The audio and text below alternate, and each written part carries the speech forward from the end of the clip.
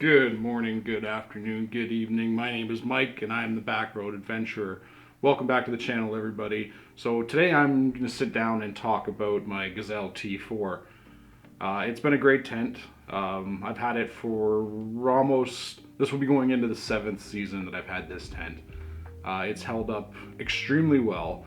As many of you know, if you've been following along with the channel, I am a 4-season camper. That means I camp in the spring, summer, fall, and winter.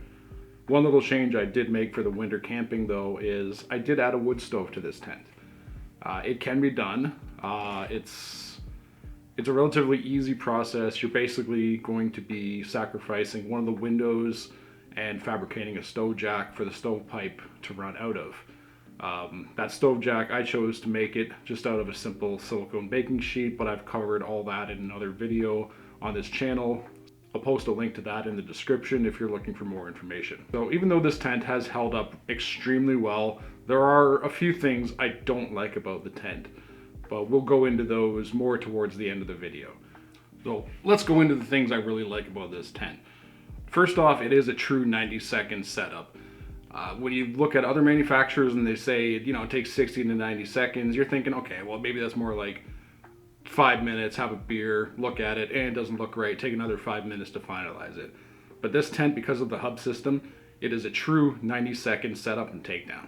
Speaking of takedown, that's the other thing I really like about this tent, is the bag that it comes with is a true to size bag. You're not fighting with it, kicking it, and wrestling it on the ground, trying to get it back in the bag that you took out of. It's just very simple, the bag almost opens completely, so you just slide the tent in, a little bit of packing, to get some of the looser material in, but then just zip it closed and you're done, and there's plenty of room to spare.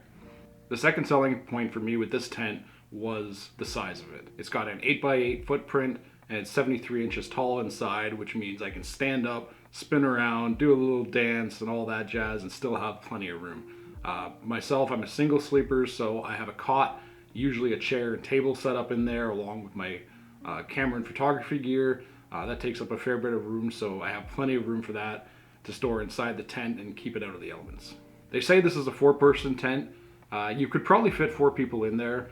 It would be a little bit of a pain to move around, but definitely 2 to 3 people, no problem whatsoever in this tent. So let's talk about the quality of this tent. First off, it's tough. The material that this is made out of is a ripstop fabric.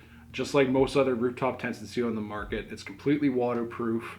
Does come with all the seams sealed with the seam sealer tape. So I haven't had any problems with water or anything like that getting in the tent, aside from a little bit of condensation, but I fixed that with the wood stove. That was mainly a wintertime thing.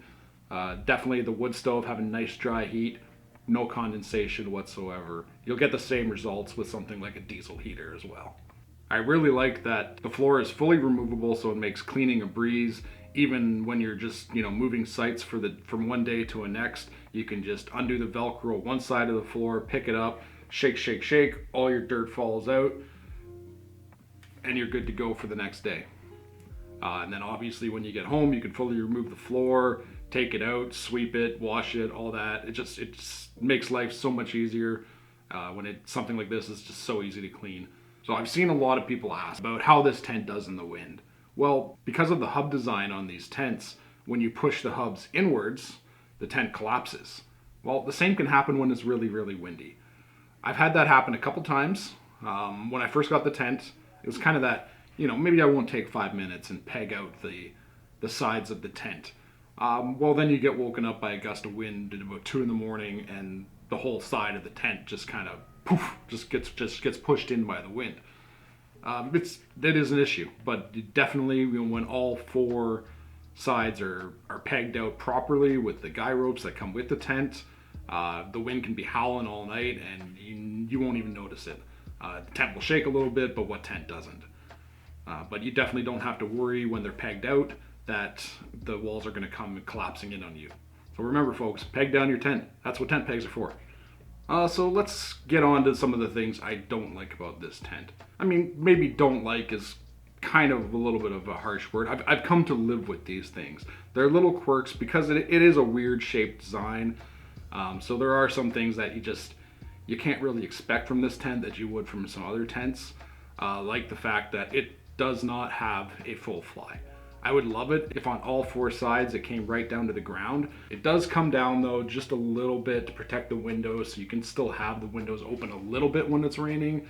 I've had them fully open in some pretty nasty rainstorms, and I've never had rain come inside, but I could definitely see if you're in an area where it's heavy rain and super windy, the rain's going sideways, you might have some issues with water coming into the tent through the windows if you leave them. The other one, I've kind of gotten used to it. It's just the shape of the doors.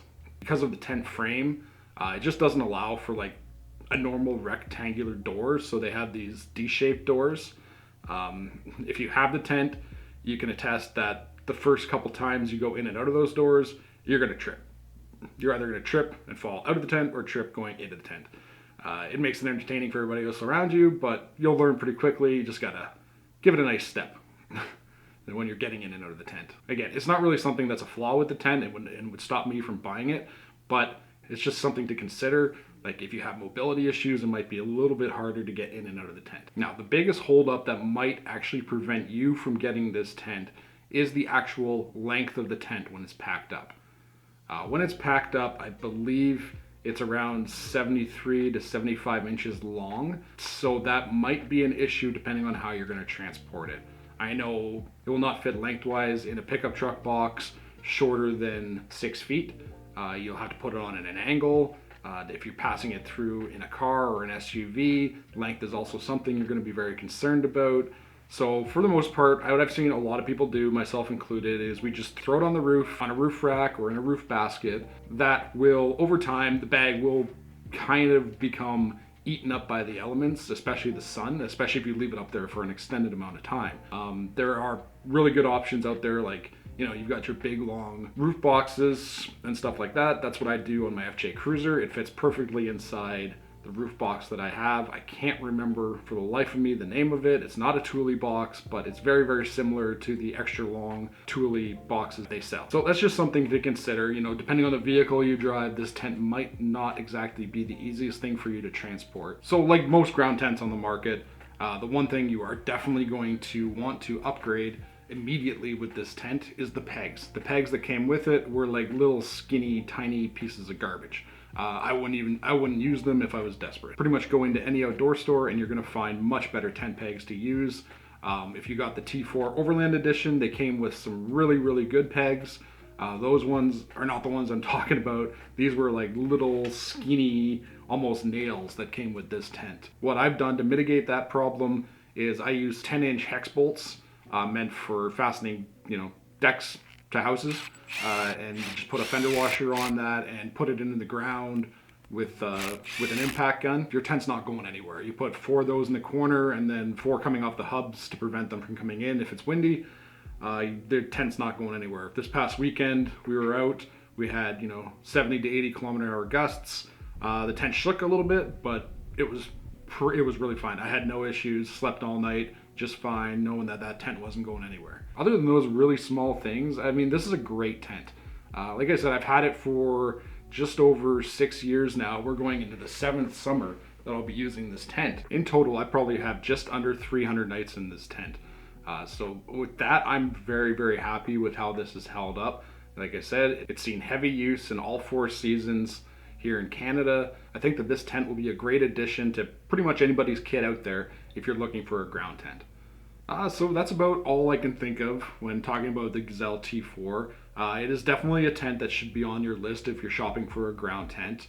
Hopefully, if you were already looking at it, this video pushed you over the edge to purchase one. If you are in Canada, I would highly recommend checking out Redbear Outdoors. They have all the Gazelle gazebos and tents in stock on a regular basis and have no problem shipping them out to you anywhere across Canada. So would I buy this tent again? Yeah, I definitely would buy this tent again. But I would probably buy the Gazelle T8. The T8 is pretty similar to the T4, except the fact that it has, an additional T4 sized area in front of it that kind of acts as a screen room. And it does have what I like, which is a fly that goes all the way to the ground. I would really like to see them incorporate that same fly onto the Gazelle T4, maybe even just on 2 sides to have some better water runoff. That is the one thing that I would really just like to see in the future with these tents is a better fly. The fly that's on it is okay, but it could definitely be better. So I hope this video helped you in your decision on purchasing a ground tent in the future. If you like this video, please subscribe to the channel, give it a like, give it a comment, all that jazz. It really does go a long way to help out the channel. Thank you very much to everybody that has done so in the past and will do so in the future. Very, very much appreciated. Goodbye, everybody.